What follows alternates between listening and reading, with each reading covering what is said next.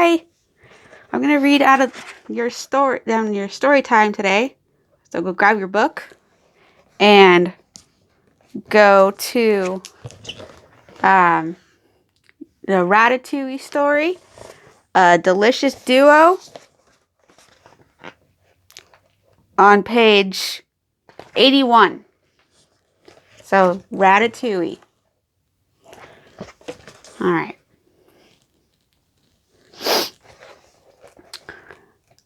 Ratatouille, A Delicious Duo. Alfred Linguini walked into his restaurant one morning to the smell of a delicious mushroom and cheese omelet.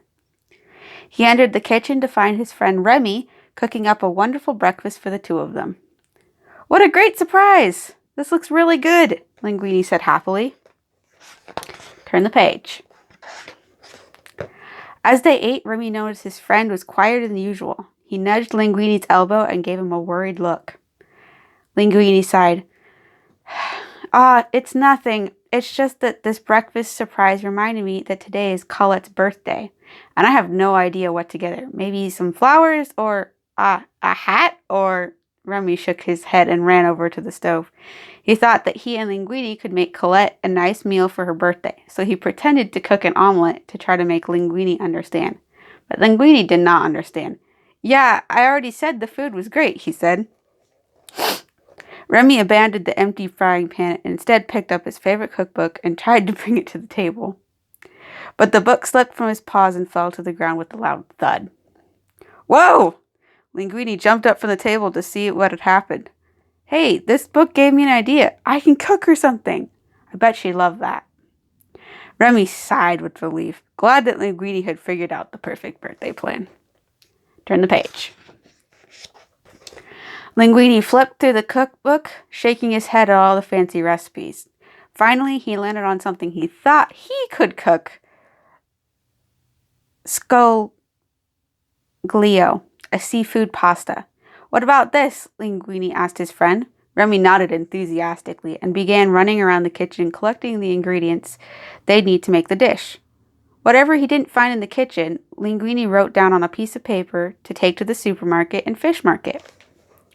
Linguini also added a note to get flowers. He thought that was a pretty good too. Once Linguini had the final list, he headed for the door. "Thanks for your help, little chef. I'll be back soon." But Remy jumped up onto his ladder, trying to stop Linguini before he could leave the kitchen. Linguini shook his head. "Look, I really appreciate all your help making this list and getting ingredients, but since this is a special gift from me to Colette, I think I want to do this on my own."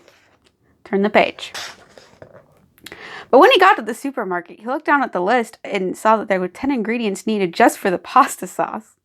With a sigh, Linguini headed down the closest aisle and saw the aisle had tons of pre-made jars of pasta sauce.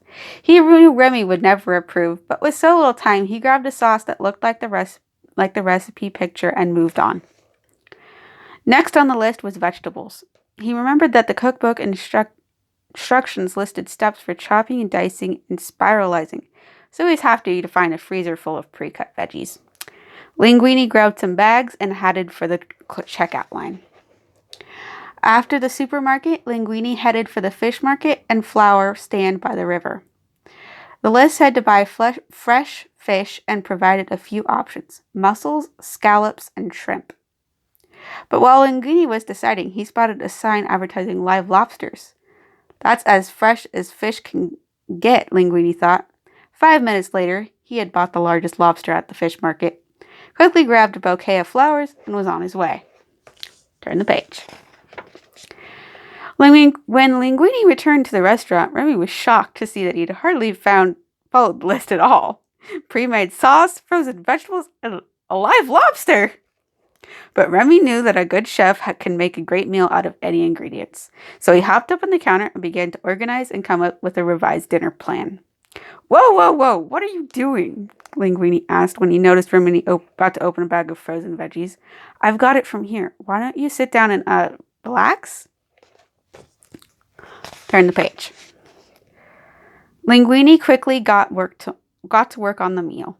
He sliced bread and put it in the oven, put the lobster in some water and a pot on the stove, and began heating the veggies in the pasta sauce. Half an hour into cooking, Linguini was a little surprised everything was going so smoothly. That was until he turned around to see Remy testing the sauce. "Little chef!" Linguini exclaimed. "Have you been helping me this whole time?" Remy nodded. Linguini held out his hand and Remy hopped onto his palm. "I know you're trying to help, but I really do want to do this by myself. It's a special gift from me to Colette. You know? I just want to try." Understanding, Remy headed out the kitchen door. Linguini was trying to do something from the heart, and Remy wanted to let his friend do just that. Turn the page. With Remy gone, Linguini tried his best to pay extra close attention to what he was doing. But things quickly fell apart. After only 10 minutes, the bread was burnt, the lobster was still swimming around because he'd forgotten to actually turn on the stove, and realized he didn't buy the right pasta. Just when Linguini thought things couldn't get any worse, the sauce exploded all over the kitchen. Linguini sank to the floor and called for his friend. "Little chef!" Remy ran into the kitchen and sat down next to Linguini. "I'm sorry, pal. I wanted this gift to be from me to her, but I think we'll create something even more special together. Would you help me finish cooking? Colette deserves a great meal on her birthday, and I know with your help, we can make a great one." Turn the page. Remy got up and began running around the kitchen looking for anything he could save from the sauce explosion. Then he started flipping through the cookbook, searching for a different recipe.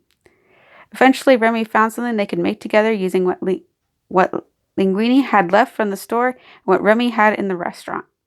He hopped on Linguini's head to get to work, but first he and Linguini moved the lobster back into its tank. They'd set the little guy free later. Turn the page. Just as they finished cooking, Colette arrived at the restaurant. Linguini led her to a table where Remy had set the food and flowers. "Linguini by Linguini.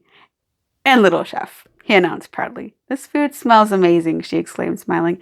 "And how do you know this was my favorite pasta growing up? And flowers, too." Linguini and Remy shared a knowing look. "I had a bit of help," Linguini chuckled. "Happy birthday, Colette." The end. Bye.